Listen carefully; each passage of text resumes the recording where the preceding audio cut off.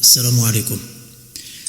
Alors comme sujet aujourd'hui, je voulais traiter une introduction concernant bien sûr le mois de Ramadan qui approche à grands pas, Inch'Allah wa ta'ala, qu'Allah nous facilite, Akhir Karim. Donc le sujet est simple, donc je vais la lire Inch'Allah.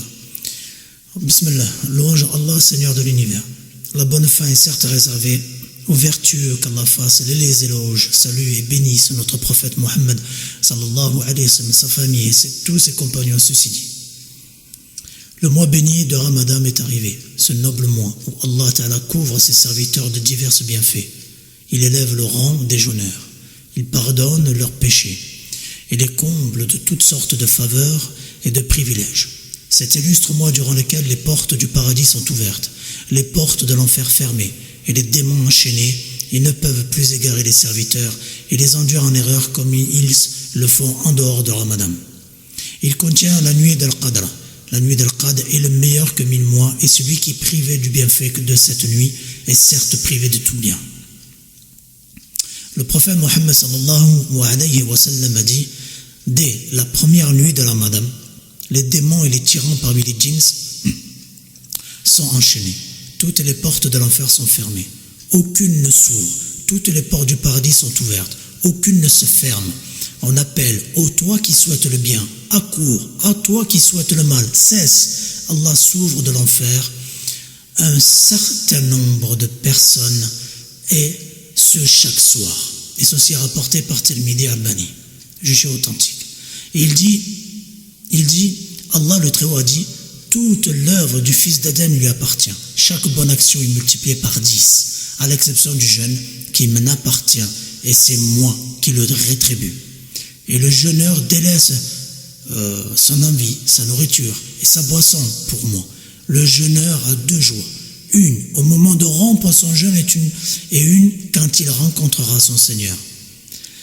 La laine de la bouche du jeûneur est plus agréable auprès d'Allah Azza wa Jalla que le parfum du musc. Le musulman devrait donc accueillir ce mois avec joie, avec une détermination sincère à le jeûner et accomplir des veillées de prière et s'empresser de se repentir sincèrement de tous les péchés et mauvais actes. Le musulman devrait aussi faire preuve du bien dont il est capable et le montrer à Allah subhanahu wa ta'ala qu'il fasse de ce mois un nouveau départ avec acte d'obéissance et qu'il prenne garde et évite les mauvaises actions. Sache que le but du jeûne est la crainte d'Allah, obéissant à ses ordres et en évitant les interdits. Son but n'est pas de se priver de nourriture et de boissons. Allah subhanahu wa ta'ala dit dans le Coran, ô vous les croyants, on vous a prescrit le jeûne comme on l'a prescrit à ceux d'avant vous, ainsi atteindrez-vous la piété. Surat al-Baqarah. Le jeûne est une branche importante de la crainte pieuse. Allah ta'ala, al-taqwa, c'est un moyen pour les serviteurs de se préserver du châtiment d'Allah et de sa colère douloureuse. C'est pour cela que le jeûne du serviteur musulman doit être sincèrement voué à la face d'Allah Azza wa Jalla, qui ne serve pas à atteindre un bien de ce bas monde. Pas du tout. Le prophète Mohammed sallallahu alayhi wa sallam m'a dit, celui qui jeûne le mois de Ramadan avec foi, en espérant la récompense d'Allah, ses péchés passés lui seront expiés. Il est donc impératif d'y croire et d'espérer la récompense auprès d'Allah Azza wa Jalla, et ceci ne se réalise qu'en vouant le jeûne à Allah seul. Celui qui jeûne dans le but de faire baisser son poids ou reposer son estomac n'a aucune part de récompense. Au contraire, il commet un péché et s'expose à un grand danger car il n'a pas été sincère envers son Seigneur, Allah, dans son jeûne. Il a associé dans son intention et a voulu par son jeûne un intérêt dans ce bas monde.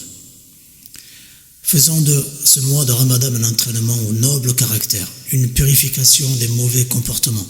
Multipliez les prières, la lecture du Coran, les bienfaisances envers les miséreux et les nécessiteux, les demandes de pardon, la glorification d'Allah, ses louanges, son acclamation et d'autres formes permises du rappel d'Allah Azza wa Jalla. Sache aux serviteurs qui espèrent la miséricorde d'Allah que si tu vis assez longtemps pour atteindre le mois de Ramadan, il se peut que tu ne le finisses pas et que tu n'atteignes pas l'Aïd ou encore moins jusqu'au mois du Ramadan suivant. Efforce-toi donc d'accomplir le bien.